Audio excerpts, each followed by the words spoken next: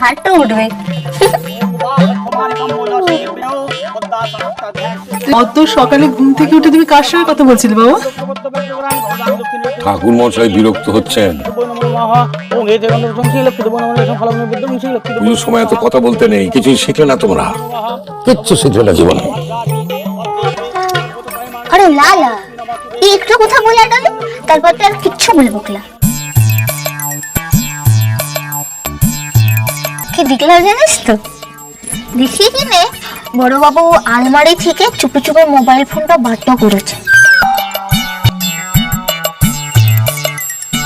বার করে একদম চাপা গোলাতে কোথাটা বলছে।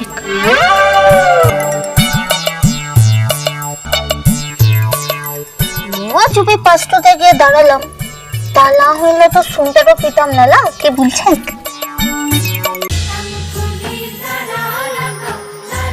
ইষ্টি কুটুম সোম থেকে রবি প্রতিদিন দুপুর 2টায় স্টার জলসায়।